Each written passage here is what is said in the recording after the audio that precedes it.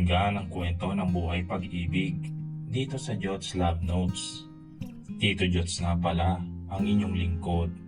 Huwag kalimutan na i-follow para naman updated ka sa mga kwento na iyong mapapakinggan. Ang pagpapatuloy ng ating kwento. Oh, bakit ka umiiyak? Pinahiran ko ang mga luha sa mata ko at diretsang tinignan ito. Oo, nakita mo naman eh. Totoo ba yun? Ang ano? Oo. Totoo yun. Saglit lang sagutin ko lang tong tawag. Saad nito na biglang mag-ring ang phone nito. Ngiti ko naman itong tiningnan. Sige. Hindi naman ako mawawala dito eh. Sagot ko rito. Sinundan ko na lang ng tingin ang papalabas na figura nito. Ilingot pa nga ako nito at kumaway pa. Bilang pagpapaalam na lalabas muna ito. Tumango naman ako at kinaway rin ang kamay ko at kimi nang umiti. Pagkalabas ni Ivan ay humiga na kaagad ako sa kama. Nakakapagod din naman ang araw na ito. Ivan's point of view. Narito ako ngayon sa labas at kausap ang private detective ko. Naalala ko pa kanina habang nag-usap kami ni Karina ay napaiyak ito. At hindi ko alam kung bakit. Sa tuwing nakikita ko itong umiiyak ay parang kinukurot ang puso ko nang hindi ko may paliwanag ng maayos. Hello sir, nandyan pa po ba kayo? Dito na ako napabalik ulirat. Nadala pala ako ng aking iniisip. Oo, ano nga ulit yung sinasabi mo? Sir, mga ilang minuto rin yun Pero sir, sa Hawaii din daw yung babaeng hinahanap niyo eh. Base sa pag-iimbestiga ko. Talaga? Nandito sa Hawaii? Nandito rin ako eh. Kaya okay, sige, ako nang bahala. Okay sir, sabihin mo na sa akin kung kailangan mo ng tulong Okay, sige. Saad ko, tinapos na ang tawag. Ang babae na nagligtas sa akin, nandito rin pala sa Hawaii. Gusto kong makakatagpo ang nagligtas sa akin. Kagad ko na pinaloob sa pantalon ko ang cellphone ko at mabilis na tumakbo pabalik sa room namin ni Karina. Baka masyado na akong matagal.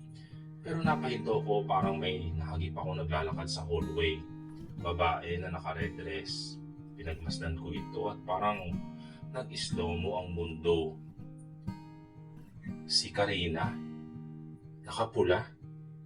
Teka, imposible. Pagtatakang saad ko at pinalik agad ang tingin sa room namin at walang pagdadalawang isip na binuksan ang pinto. Karina? Nandito ka? Pagtataka na tanong ko. Nakita ko ito nakahiga sa kama at pikit ang mga mata na ngayon ay dilat na sa pagbigla sa pagbungad ko. Nandito ka pala. Ang tagal naman ang pag-uusap ninyo. Sino pala yun? Tanong nito habang nakaayos na ng upo at diretsa nakatingin sa akin. Sandali, Karina, ikaw ba yung nakita ko kanina sa hallway? Ano? Saan? Hindi naman ako lumalabas dito Nakahiga lang ako nang pabigla-bigla akong sumisigaw na pumasok dito. May problema ba? Nakakunot noong tanong nito sa akin. Dito na ako mas nalito. Nilapitan ko ito at pinagmasdan. Dito ka na ba talaga? Kanina pa? Oo. Sino yun? Sino? Teka, may kakambal ka ba? Wala naman. Pero parang may kakambal ka talaga eh. Sabi ko rito. Saan? Sino? Wala. Baka nagkakamali lang ako. Sorry. Siguro sa kakaisip ko sa'yo kaya mukha mo na yung nakikita ko. Pabiro na saad ko. Actually, hindi naman biro yun. Dahil totoo naman. Pero hindi pa rin maalis ang pagdududa ko sa kamukha nito. Talaga ba? Naku, super in love ka na talaga sa akin Pati sa kung saan iniisip mo ako palagi. Naku, kinikilig na ako Oo naman, lagi kang laman ng isip at laman ng ko. Putol na saad ko at kinuha ang kamay nito bago nilagay sa aking dibdib. Wow, lakas ng kabog Sabi na nga ba, tama ako eh. Oo, tama ka Karina. Saad ko at hinila na ito para mahiga na kami. Nagtawanan kami na nagtawanan sa kulitan. Pillow fight pa kami at kung ano-ano pang laro. Sa tuwing tumatawa ito ay parang humihinto ang mundo ko. Parang kay tagal ko na siyang kilala at nakita. Parang may feeling ako na siya ang nagligtas sa akin. Siya ang aking tagapagligtas. Pero imposible naman yon. Kailangan kong tingnan ang kanyang tenga kung may tattoo nga ba talaga ito ng butterfly. Akmang hahawakan ko na ang buhok nito para hawiin pero lumayo ito sa akin. Uy, wait, ano ba? Di pa tayo kasal, no? Oops, correction, kasal na tayo, no? Kani-kanina nga lang eh. Kahit na, no, bawal pa rin. Lalo na yung sa tenga ko, ah. Pag ginawa mo yun, mag-aaway talaga tayo. Dito na ako napataas ang dalawang kamay. Sumusuko na ako. Hindi ko talaga kaya na mag-away pa kami at magtampo ito sa akin. Mukhang mahirap suyuin eh. O sige, sinabi mo eh. Saad ko tumalikod rito. At kunwari nagtatampo ako. Hindi ko alam bakit ko ginagawa ito. Uy, sorry na. Pero dapat mo pa rin sundin yun. Napalingon ako rito at tama nga ako. Nakatayo at nakapamewang na ito habang nakaharap sa akin. Pero what if may kakambal talaga ako? Ano kaya mangyayari? Ano sa palagay mo? Hindi ko rin alam eh. Kahit may kambal ka, ikaw ang pinakamaganda sa inyo. Saad ko sabay kindat dito. Bulero ka talaga. Sige na, magpahinga na tayo. Kulang na tayo sa tulog eh.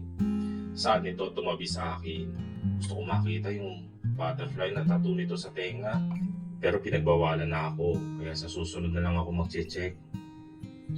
Sa tamang panahon, pinagmamasdan ko ngayon ang natutulog na si Karina. Napakaganda niya, para siyang diwata. Kahit na sino man ay mabibighani sa ganda nito. Sa kakamasid ko sa kanya ay dumako ang tingin ko sa tenga niya, kaso natatabunan ito ng buhok niya. Parang ikaw talaga yon. May nang sambit ko na tanging ako lang ang makakarinig. Sinipat ko ang relo at alas 5 na ng hapon pa lang, pero himbing nakagad ang tulog ni Karina.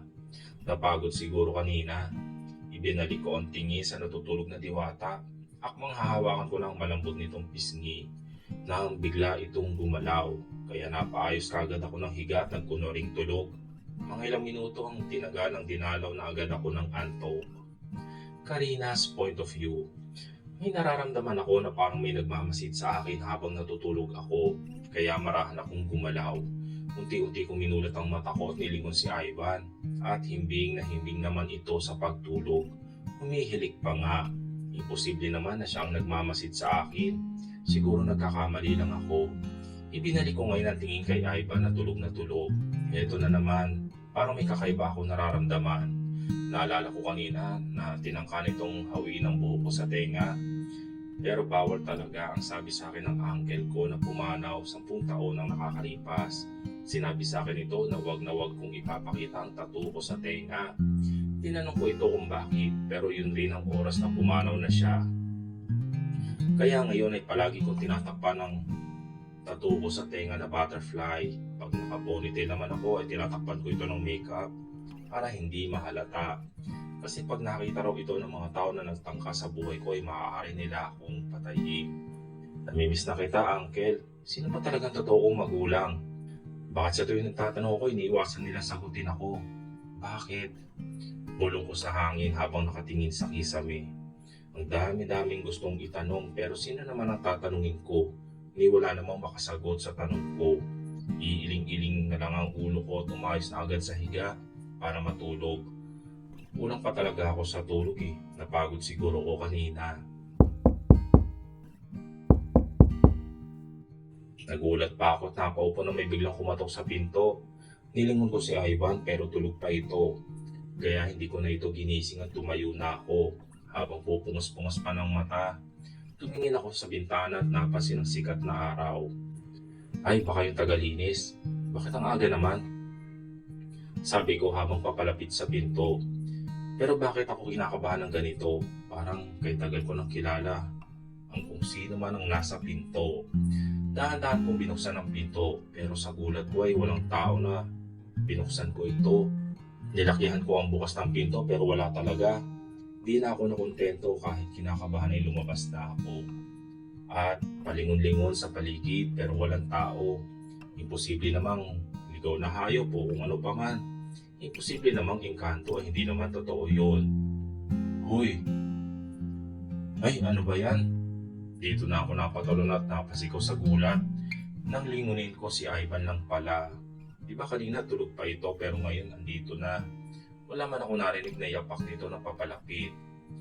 Teka sandali, kung mo sabihin namumulto ka or something else. Natatakot na saad ko habang dahan-dahan na napapaatras. Teka, akala ko di ka naniniwala sa mga ganun. Ikaw nga yun eh, asungit na agad. Pero Ivan, parang may nararamdaman ako kanina lang habang tulog ka pa. May kumakatok dito pero pagbuksan ko wala naman tao. Pagtataka ko saad kay Ivan na ngayon ay napahawak na sa sariling bibig. Siguro nagkamali lang ng kwarto. O baka naman meron talaga sumusunod sa atin. Parang stalker ba? Saad ito na iwinawagay-boy pa ang kamay. Tumigil ka nga. Ano, may sumusunod sa atin? Kailan? Saan? Ay, mabuti pa, pumasok na muna tayo. Ay, oo, sige. Sang-ayon ko at pumasok na ulit sa room. Baka sila na ang tinutukoy ng uncle ko nagtatangka sa buhay ko. Pero imposible naman yun. Umupo si Ivan sa kama at sinundan ko naman ito na naupo na rin sa tabi nito. Hinarap ko ito at hinintay ang paliwanag nito sa akin. Kagaya na sabi ko, sa tingin ko may sumusunod sa atin simula pa nung nakarating tayo dito sa Hawaii. Ano? Nakita mo ba yung mukha nila? Or kung ano pang palatandaan nila? Seryoso kong saad dito. Nag-iwas ito ng tingin sa akin at pilit na may inaapuhap. Siguro sa alaala. Pagkatapos na binalik na nito ang tingin sa akin. Hindi ko makita ang mukha nila eh. Nakatakip pero isang babae at isang lalaki. Yung babae kasi tangkad mo. Yung kami nito may tato na hugis puso. Paliwanag nito. Hugis puso? Hindi kaya yung babae na nakabunggo ko sa counter. Pero hindi ko makita yung mukha eh. Pero feel ko na matagal ko na siya nakilala. Simula ngayon, huwag kang lalabas ang hindi ako kasama. At kung saan ka man pumunta, dapat kasama ako. Sa ito na kinatawa ko. Wow, napakakiring naman niya. Mas pumupogi ito lalo sa mga sinasabi nito. Nai-inlove tuloy ako ng mas malala. Pero sa mga kakaibang nangyayari ay hindi ko maiwasan na kabahan. Baka buhay ko ang pinupunterian nila. Napanatag din ang loob ko pagkasama ko si Ivan. Kaya nababawasan ang aking kaba. Itutuloy ang susunod na kabanata ng ating kwento.